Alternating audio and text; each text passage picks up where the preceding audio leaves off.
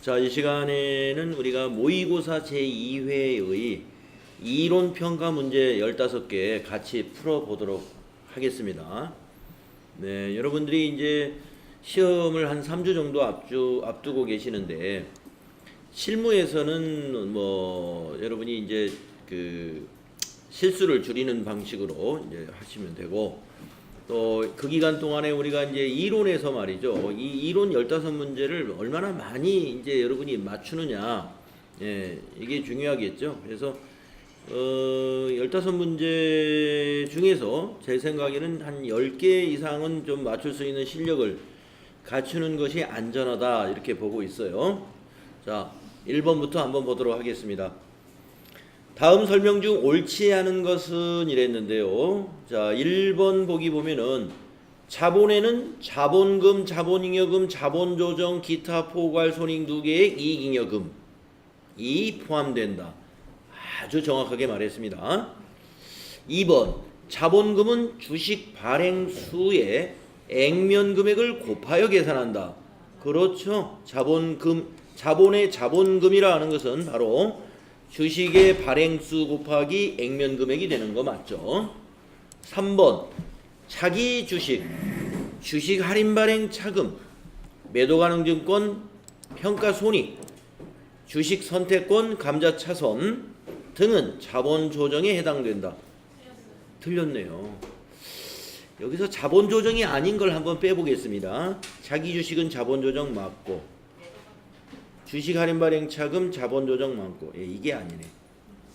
요거 그렇죠. 매도 가능 증권 평가 손익, 이거는 기타 포괄 손익 누계액에 해당이 되더라. 그래서 3번이 옳지 않다는 것입니다. 예. 다음에 두 번째 문제 풀어보겠습니다.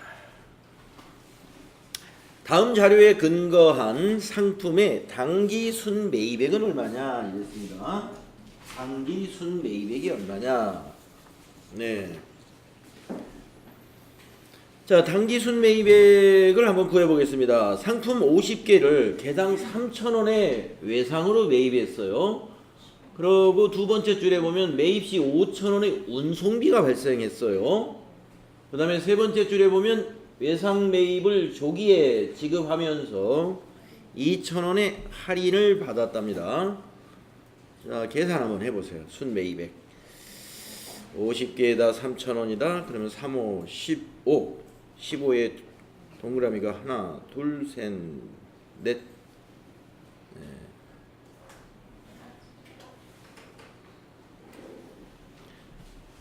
그러면 15만원에다가 매입시 운송비 5,000원이 있고, 답이 나왔죠? 얼마입니까? 15만 3천원이다. 네. 그래서 우리가 당기순 매입액은요, 매입과 관련된 모든 비용을 다 일단 포함합니다. 그리고 나서 세 번째에 있는 것은 매입 할인이죠. 이건 빼줘야 되죠. 다음에 3번 문제 보겠습니다. 다음은 주식회사 한공의 재무상태표의 일부이다. 차량 운반구와 관련된 설명으로 옳지 않은 것은 이랬고요. 단 차량 운반구는 2018년 7월 1일에 취득하였으며 그 이후에 취득하거나 처분한 자산은 없어 이랬습니다. 자, 그러니까 이 차량 운반구 300만 원짜리를 이날 취득했다는 거죠. 7월 1일 날. 그러니까 올해가 아니라 작년도 7월 1일 날 취득을 했고, 요 밑에 보니까 감루가 있는데, 전기말 감루는 30만 원이었는데 단기말 감루가 90만 원이에요. 그러면 단기 차량 운반구에 대한 감가상각비는 60만 원이었다 하는 것이 딱 판단이 쓰겠네요. 자, 1번부터 보기를 보도록 하겠습니다. 옳지 않은 걸 찾으라 그랬어요. 1번은 차량 운반구의 취득 원가는 300이다. 맞았습니다. 2번 전기 차량 운반구의 감가상각비는 30만 원이다. 네, 여기 30만 원이라고 나와 있어요. 2018년 7월 1일에 샀고 전기에 전기에 산 건데 전기의 감가상각 누계액이 30만 원인 걸로 봐서 전기의 감가상각비가 30만 원인 건 당연하죠. 그 다음에 4번 당기 차량 운반구의 감가상각비는 60만 원이다. 네, 맞았네요. 이게 더해져서 90만 원이 됐으니까 감가상각 누계액이. 그럼 4번이 틀렸겠습니다. 4번이 당기말 차량 운반구의 장부 금액은 240이 아니죠. 얼마일까요? 예, 210이다. 자, 다음 4번 문제 보겠습니다. 주식회사 한공이 주당 액면 금액 5,000원인 보통주 100주를 주당 3,000원에 현금으로 발행하였을 때, 발행하였다는 겁니다. 이때 회계 처리로 옳은 것은.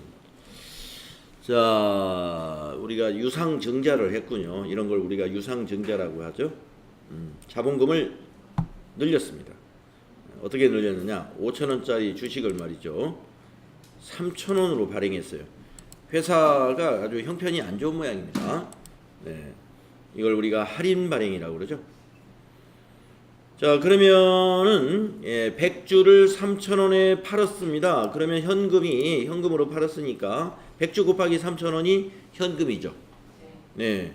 그러면 30만 원이죠. 현금이 차변에 와야 돼요, 대변에 와야 돼요?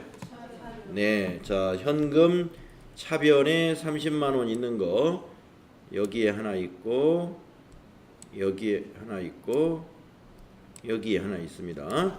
자, 그 다음에 이제 자본금을 계산해 보겠습니다. 자본금은 액면가로 계산한다고 그랬죠. 5,000원 곱하기 100주면 50만 원이죠. 그러면 대변에 자본금이 들어가 있는 50만 원. 네, 여기 하나 있고 여기 하나 있고. 네, 그러면 지금 2번 아니면 3번이 답인데요. 우리가 할인 발행을 했기 때문에 주식 할인 발행 차금이 발생해야 되죠. 네, 그래서 답은 2번이다. 할인 발행을 하면 차변에 주식 할인 발행 차금이라고 하는 자본 조정, 즉 자본의 감소가 일어나는 겁니다. 주식 발행 초과금이라 하는 것은 차변에 오지 않고 대변에 가죠. 대변에. 그래서 2번이 답이다. 다음 5번 문제로 가볼까요? 다음 자료를 이용하여 매출 원가를 구하면 얼마냐 이랬습니다. 자, 우리가 이런 문제를 만나시면은요, 우리가 이런 문제를 만나면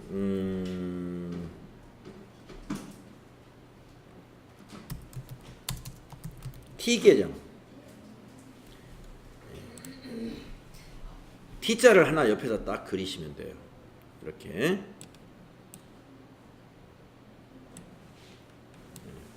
T자를 하나 딱 그립니다. 어디다 배치하지? 이게 다 보여야 돼요.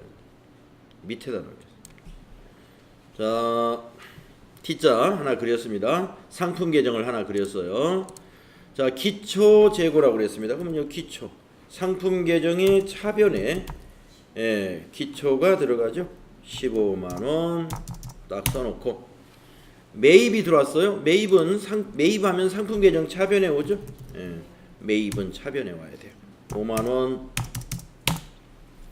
매입 애누리가 나왔네요. 매입 애누리는 매입에서 빼주는 거니까 반대쪽 대변에 가겠습니다. 매입 애누리 저는 2,000원. 그 다음에 매입 할인도 매입에서 빼주는 거니까 매입의 반대쪽 대변에 갑니다. 네. 매입 할인 너도 5,000원. 그 다음에 매입 환출 이것도 매입에서 빼주는 거죠. 매입 환출도 매입의 반대쪽 대변에 갑니다. 기말 재고 기말은 상품 계정의 대변에 오는 것이죠. 기말은 10만 원이다. 이제 배치 다 했습니다. 자, 차변의 합계를 구해 보겠습니다. 차변의 합계는 18만 원이죠. 20만 원이구나. 20만 원이고 대변의 합계도 20만 원이 되어야 되는 겁니다. 20만 원이. 그러면은 이 자리가 와야 될 게 바로 지금 우리가 구해야 하는 이 매출원가. 매출원가 자리가 바로 이 자리예요. 이 자리. 자, 그러면 여기다 매출원가가 얼마가 되어야 되는가를 여러분이 칸 채우기로 채우시면 되는 거죠. 네, 이거에서 이걸 다 빼면 되잖아요. 빼보셨어요? 얼마 나오는가? 9만 원 나옵니까? 예, 9만 원 나오네요. 네. 자, 이런 문제를 만나시면은요, 여러분들 시험지 가장자리나 여러분 수험표 뒷면에 공백이 많이 있습니다. 여러분 시험 보는 날 시험지 여백이라든가 수험표 여백 같은 데다가 T자 딱 그려가지고 이렇게 칸 채우기 하시면 돼요. 어렵지 않죠? 자, 상품은 차변에 기초가 옵니다. 그 단기 매입액이 옵니다. 이건 왜 대변에 갔느냐? 이 매입에서 빼주는 것들이에요. 그럼 여기다 놓고 빼려면 더 힘들어요. 그러니까 반대쪽에 넣어요. 빼주는 거. 매입의 반대쪽. 그리고 그 기말 여기는 매출원가.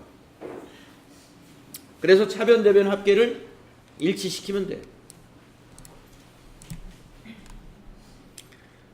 자, 그래서 답은 여기 9만 원이 답이더라 하는 겁니다. 1번이죠. 자, 다음에 6번 문제로 가보겠습니다. 다음은 유가증권의 평가에 관한 내용이다 이랬는데요. 한번 읽어보겠습니다.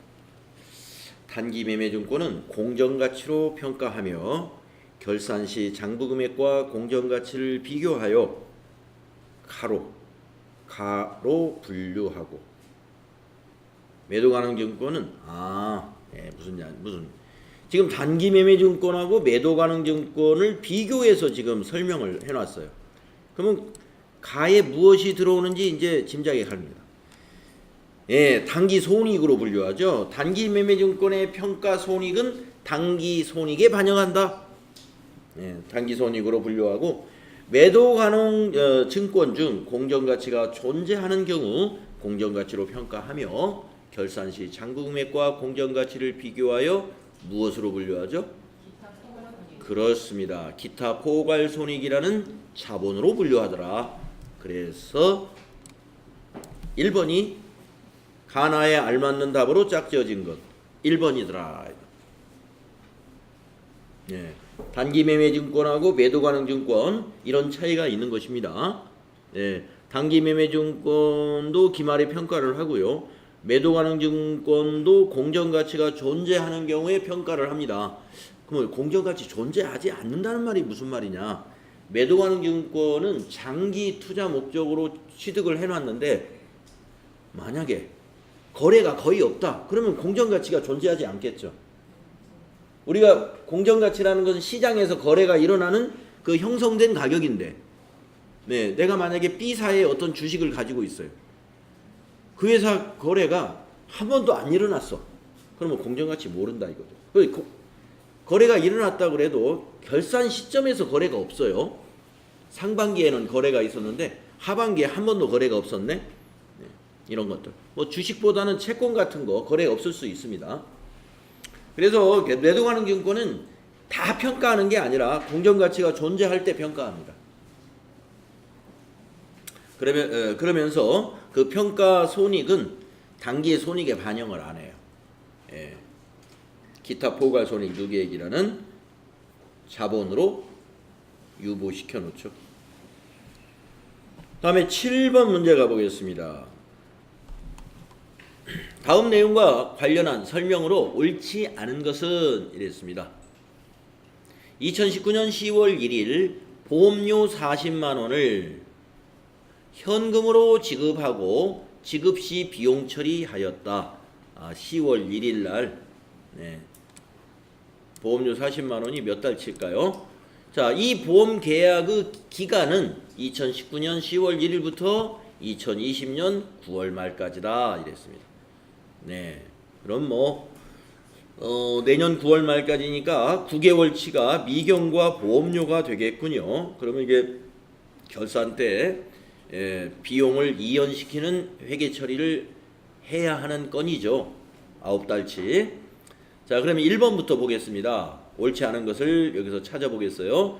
2019년 손익계산서에 표시된 보험료 비용은 10만 원이다. 이거는요 결산 수정 분계를 했다는 전제에서 답을 찾아야 돼요. 예, 당연히 결산 수정 분계를 여기서 지금 하지 않았다는 말이 없기 때문에 10월 1일 날 이렇게 비용 처리했다. 그리고 결산 수정 분계가 일어났다라는 전제하에서 봐야 됩니다. 예, 좀 이게 뭐 7번 문제는 좀 시비거리가 될 수가 있어요. 보험료 지급했다. 그러면 결산 수정 분계를 했다, 안 했다 이거 말을 해줘야 되는데 아무 말이 없어요. 예. 그럼 뭐 했다는 전제로 일단 풀어보겠습니다. 자, 단기의 보험료가 10만 원일까 한번 계산해 보세요. 예, 1년에 40이면 한 달에 얼마입니까? 1년에 40만 원이면 월 얼마예요? 33,300 그렇게 나옵니까? 그래서 40만 원을 이렇게 곱합니다. 40만 원 곱하기 10, 11, 12 3을 먼저 곱해요.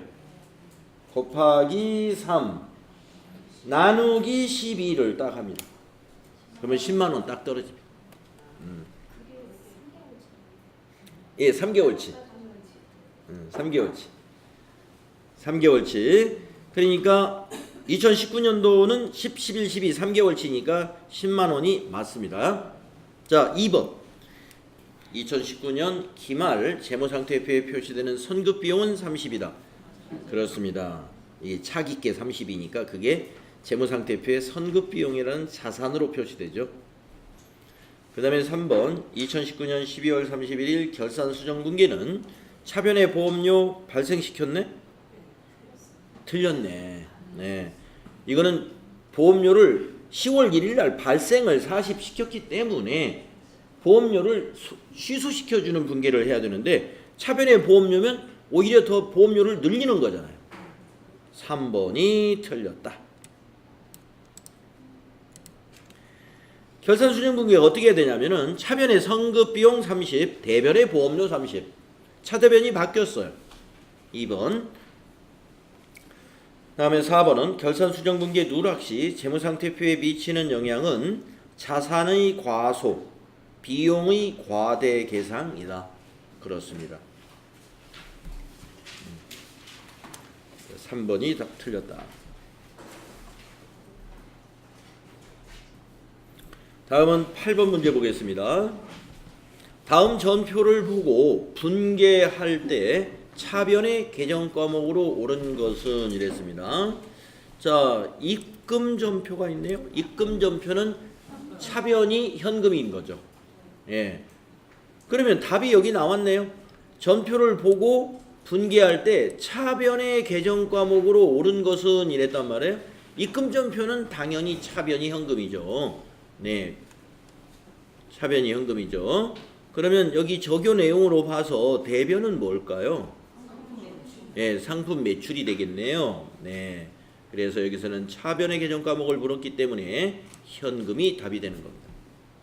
대변은 상품 매출. 다음에 9번을 보겠습니다. 재무회계 개념 체계에 따르면 회계 정보가 갖추어야 할 주요 질적 특성은 목적 적합성과 신뢰성이다. 다음 중 신뢰성과 가장 관련이 높은 것. 표검 중이죠. 네. 신뢰성의 하위 질적 특성 3가지 표검 중이라는 게 있습니다. 표현의 충실성이 표. 네, 검증 가능성을 검이라고 우리가 외우고 중립성을 중이라고 외우죠. 표검 중. 이게 신뢰성에 해당되는 하위 질적 특성. 목적 적합성에 해당되는 것은 우리가 예, 피, 적이라고 외우는데 예, 예측같이 피, 피드백같이 적, 적시성. 그래서 여기는 1번이 답이다. 다음에 10번 문제 가보겠습니다. 다음 중 내부 통제 제도의 구성 요소에 해당하지 않는 것은 이랬습니다.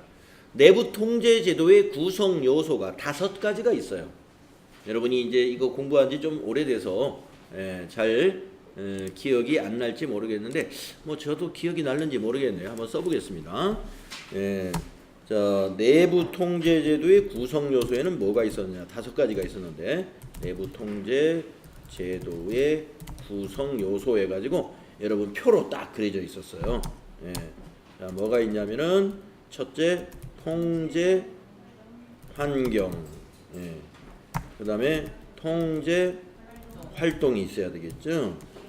네. 그 다음에 정보 및 의사소통 이거 필요하죠. 네. 그 다음에 위험, 예, 위험 평가라는 게 있었어요. 마지막 하나 남았네. 예, 모니터링을 하죠. 감시하는 거. 계속 감시하는 거. 그래서 내부 통제의 구성 요소 하면은 통제 환경과 통제 활동 2개에다가 정보 및 의사소통, 그 다음에 위험 평가, 모니터링, 예, 이거였습니다. 잘 나와요, 이거. 그러니까 내부 통제 제도에 대해서 한 문제가 지금까지 나오고 있는데, 예, 이 문제 아니면 구성 요소를 묻는 문제 아니면 또 하나 나올 수 있는 것은 내부 통제 제도의 목적 3가지. 예. 한번 또 적어볼까요? 내부 통제도의 목적은 기업의 효율성, 좀 정확한 명칭이 생각이 안 나네. 효율성과 무엇을 제고하죠? 효과성? 응? 네. 뭐 좀 비슷합니다.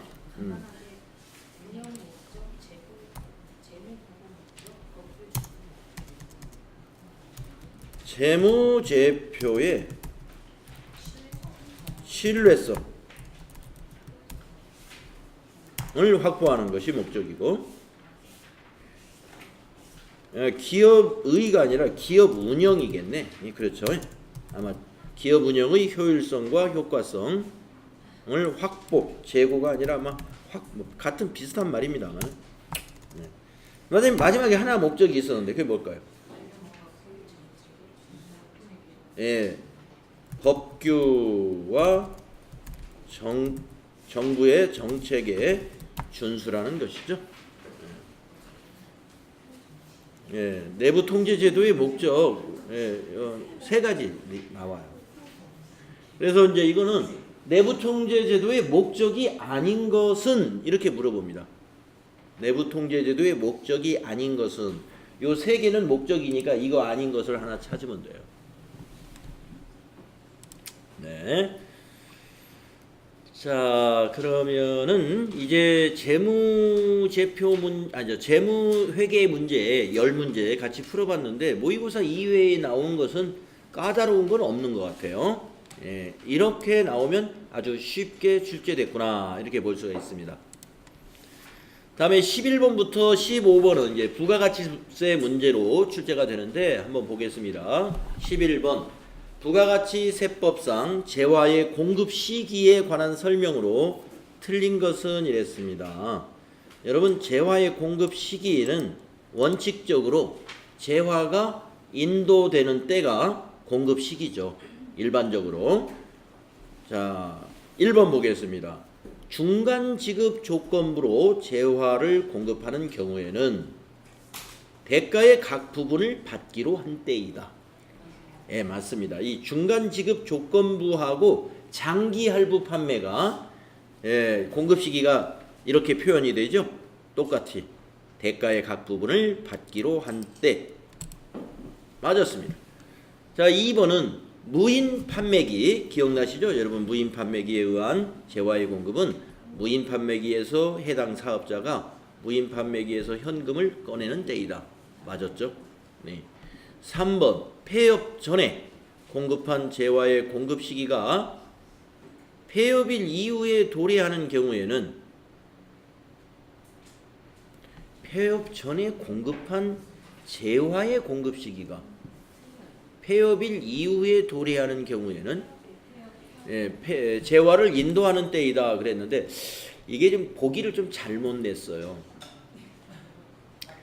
우리가 재화의 공급 시기는요, 이 인도하는 기준이기 때문에 거의 다 폐업 전에 공급했다. 그러면 폐업 전에 공급 시기가 일어나는 거죠. 근데 용역의 공급 시기는 폐업 전에 공급을 했는데 폐업일 이후에 공급 시기가 도래하는 경우가 있어요. 용역의 경우는. 왜냐하면 용역을 서비스를 제공하는 거기 때문에 그 제공하는 기간이 길어지는 경우가 있죠.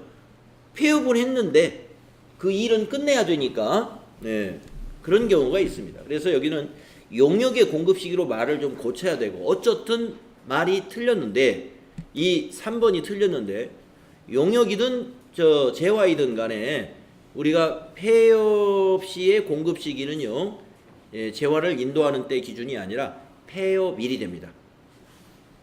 폐업일이 공급 시기가 됩니다. 즉 폐업한 날이 공급 시기다. 인도하는 때가 아니다. 그래서 답은 3번이에요. 4번을 보겠습니다. 내국 물품을 외국에 반출하는 수출의 경우에는 수출 재화의 선적일이나 기적일 맞았죠. 네, 답은 3번. 다음에 12번으로 갑니다. 다음 중 세금 계산서를 발급할 수 있는 경우는 네, 목욕탕을 운영하는 사업자가 목욕 용역을 공급하는 경우 세금 계산서 발급이 안 되죠. 네. 2번 컴퓨터 제조업자가 컴퓨터를 공급하는 경우 네, 이건 당연히 되겠죠. 2번이 답입니다. 그럼 3번은 뭔가요? 미용업자가 미용 용역을 공급하는 경우 네, 세금계산서 발급 안 합니다. 택시 운송 이것도 세금계산서 발급 안 합니다. 네, 2번. 다음에 13번 문제로 가보겠습니다. 다음은 부가가치 세법상 매입세액을 공제받을 수 있는 것은 어느 것인가 이랬네요. 공제받을 수 있는 것이죠. 1번 보면은 비영업용 소형 승용차의 구입과 임차 및 유지와 관련된 매입세액은 공제 안 되죠. 예, 못 받죠. 그 다음에 2번에 토지 관련 매입세액은 아니요. 면세가 아니라 토지가 면세죠. 그러니까 근데 토지는 면세인데 토지 관련 매입세액이 있다는 게 무슨 말일까요? 토지는 면세인데 토지 관련 매입세액이다. 이게 어떤 경우냐면요. 토지에 세금이 붙었다는 게 아니라 토지 관련 매입세액은 토지 정리를 하는 데 들어가는 매입세액이에요. 예를 들어서 토목공사 같은 거예요. 토지를 샀습니다. 토지를 샀는데 토지 위에 철거해야 될 구건물이 존재한다. 폐건물. 그러면 그 철거 업체를 동원해가지고 뭐 포크레인이라든가 장비 동원해서 철거 작업해야 되죠. 그러려면은 거기에 철거 작업에 그게 면세가 아니에요. 그거는 과세 사업이에요. 그래서 그 토지를 정비하는데 비용이 들어갈 때 그 중장비 업체에서 동원을 하면 우리가 장비 대여비를 줘야 되잖아요. 그러면 거기에 붙는 부가세 있죠? 그 매입세 공제 못 받는다 이겁니다. 토지 관련 작업이기 때문에. 예, 이거 불공이죠. 네. 그 다음에 접대비에 대한 매입세 네, 공제 못 받죠. 네, 4번 오피스텔 취득에 관한 매입세. 네, 업무용 그랬죠? 그렇습니다. 오피스텔을 대표이사가 개인적인 목적으로 취득했다면 그 매입세액은 업무와 관련 없는 매입세액이기 때문에 공제가 안 되겠지만 이 오피스텔이 업무용으로 쓰려고 회사가 취득했습니다. 그럼 건물 관련 매입세액은 공제가 되죠. 그래서 4번은 공제받을 수 있다. 1, 2, 3번은 안 되는 것이다. 다음에 14번 보겠습니다. 다음 중 부가가치세법상 과세거래에 해당하는 것 1번은 사업의 포괄적 양도 재고하고 전부 다 넘겼어요. 이거 부가가치세법상 과세를 하지 않습니다. 우리가 사업을 친구한테 내가 하고 있는 가게를 5억에 넘겼다. 그거 부가가치세 안 내요. 부담 없어요. 사업의 포괄적 양도 과세거래가 아닙니다. 부가가치세. 그 다음에 두 번째 특허권의 대여. 특허권을 대여하면은 이게 용역의 공급이거든요. 용역의 공급에 해당이 돼요. 네, 과세가 됩니다. 그 다음에 3번 판매 장려금을 수령했다. 네, 판매 장려금을 수령했다?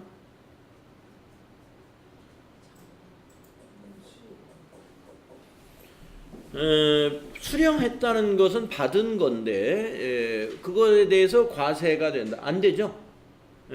이 판매 장려금은요, 우리가 어디서 나왔냐면은 공급가액에서 공제하지 말아라 하는 게 나옵니다. 판매 장려금을 공제해서는 안 된다.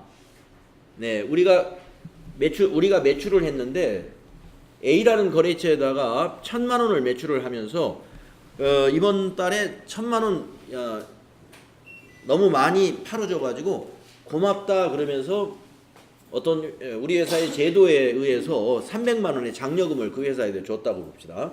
300만 원 너무 큰가요? 100만 원. 100만 원 장려금을 줬어요. 그러면서 공급가액을 900으로 바꿔서는 안 된다 이런 얘기예요. 판매 장려금은 우리가 이제 그러니까 이제 공급가액에서 공제하지 말아야 될 사항입니다. 그 다음에 4번 민사집행법에 의한 경매에 의하여 재화를 인도하는 거. 네, 민사집행법이라면 이거는 이제 법적인 것이죠. 재판을 해가지고 경매에 의해서 재화가 없어졌어요. 그것은 우리가 과세가 되지 않습니다. 그래서 답은 2번이네요. 2번. 특허권에 대여 용역의 공급에 해당이 되기 때문에 과세거래다. 다음에 15번 마지막 문제죠. 다음 중 부가가치세가 면세되지 않는 항목은 이랬습니다. 1번이네요. 자동차 대여 렌트카 사업을 말하는 거죠. 면세일 리가 없겠죠.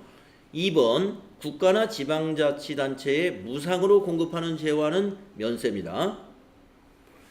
3번 작곡가가 작업상 제공하는 인적 용역도 면세입니다. 4번 미술관에 입장하는 거 면세입니다. 우리가 이제 입장료 중에서 문화예술에 관한 입장료들이 대부분 다 면세고요. 프로야구 또는 프로축구, 즉 프로스포츠의 경기장에 입장하는 거, 그것이 과세죠. 아마추어는 운동 경기장에 입장하는 것도 거기도 면세예요. 아마추어 게임.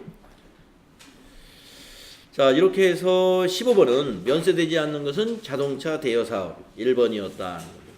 네.